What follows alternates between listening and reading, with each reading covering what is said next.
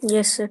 Every silicon is attached with 4 other oxygen atom and every oxygen atom to 2 other silicon atom.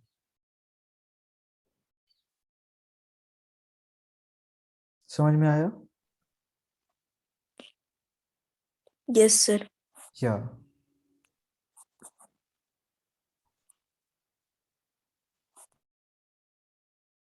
आप लोग लिख के बता देना थोड़ा कि हो गया।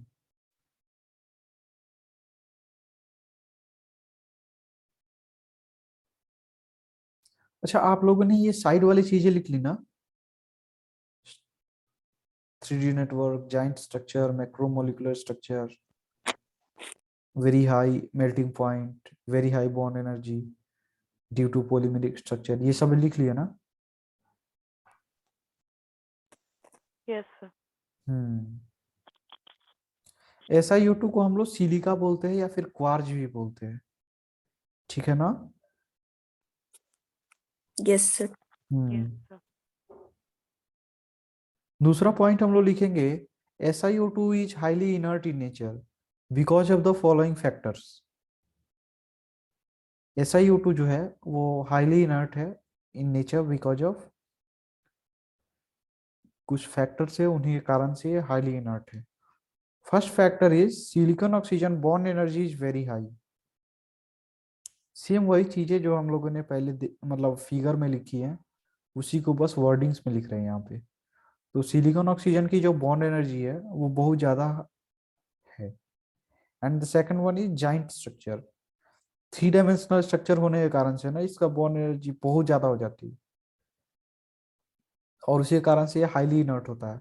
अच्छा, ये इनर्ट का मतलब क्या होता है, कोई बताएगा मुझे? इनर्ट मतलब, Non-reactive. हाँ रिएक्ट वेरी नहीं गुड, करेगा। कि रिएक्ट कम करेगा। सो इसके आगे हम लोग लिखेंगे, अब क्योंकि हम लोगों ने लिख लिया कि ये इनर्ट होता है, तो आपको क्या लगेगा कि ये, अरे भाई ये तो किसी से भी रिएक्ट नहीं करेगा, मतलब ये तो एकदम इनर्ट गैसेस जैसा हो गया, लेकिन ऐसा कुछ भी नहीं है। लिखेंगे कि however it reacts with F2HF NaOH Na2CO3। फिर से यहाँ पे रेड कलर में मैंने 2 चीजों को इंक्लूड किया, HF और NaOH को, बताऊंगा कि क्यों किया है। अच्छा, कौन बताएगा कि ये ब्रैकेट में मैंने क्या लिखा हुआ है? मोस्ट प्रोबेबली दिख नहीं रहा होगा सही से, लेकिन कोई बताएगा कि ये ब्रैकेट में मैंने क्या लिखा हुआ है जो? NCR. Yes, NCERT। NCERT में ये दोनों दिए हुए हैं, ठीक है ना? मतलब जेई एडवांस में इस सवाल के पूछे जाने की प्रोबेबिलिटी ज्यादा हो गई। Why? Because it's given in NCERT. And believe me, most of the question in JEE Advanced come directly from the NCERT book. मतलब कोई भी नोट्स ना पढ़े, कोई इधर उधर कुछ ना पढ़े, अगर NCERT किताब पढ़ ले खूब अच्छे से, मतलब JEE एडवांस का सवाल वो करके आ सकता है। जो नहीं होने वो तो किसी से भी नहीं होंगे, लेकिन जो होंगे वो करके आ जाएगा। So however it reacts with F2HF NaOH Na2CO3 etc. आपको फिर लग रहा होगा कि तब क्यों पढ़ा रहे हो आप, मतलब अगर एनसीईआरटी से ही आ सकता है तो थोड़ा एनसीईआरटी से ऊपर का इसलिए पढ़ाया जाता है ना, ताकि आपको ऊपर की चीजें अगर समझ में आती हैं तो नीचे वाली चीजें, मतलब जो से कम लेवल की है वो आसानी से समझ में आ जाएंगी। सेम कहानी यहाँ भी है कि अगर आप मेरे नोट्स को अगर आप पढ़ लेते हो ना, देन आप एनसीईआरटी पढ़ोगे तो आपको बहुत ही ज्यादा आसानी से पढ़ सकते हो। और पी ब्लॉक में तो आपको मैं एनसीईआरटी ही पढ़ाऊंगा, मतलब पढ़वाऊंगा, ठीक है ना? Yes, sir. यस। या सो SiO2 जब F2 से रिएक्ट करता है तो क्या बनाता है? SiF4। देखिए ये Cl2 Br2 या I2 इन सबों से रिएक्ट नहीं करता है, ठीक है ना?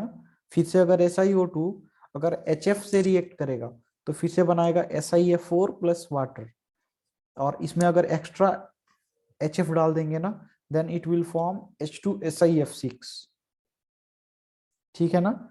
जिसमें सिलिकॉन का हाइब्रिडेशन क्या हो जाएगा? sp3d2। अगर NaOH से रिएक्ट किया तो Na2SiO3 बनाएगा, या फिर Na4SiO4 बनाएगा प्लस वाटर।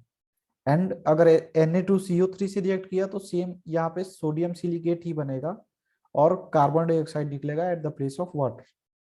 तो आप इन चारों से इसका रिएक्शन भी लिख लो, क्या बनता है वो भी लिख लो, लेकिन इंपॉर्टेंट इसमें HF वाला है because of the fact that it is given in NCERT book, so it's most important. ठीक है ना? Yes sir. sir.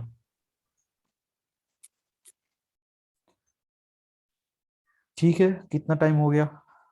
टाइम तो हो ही गया, 1.5 घंटे हो गए। So now it's time to close the session.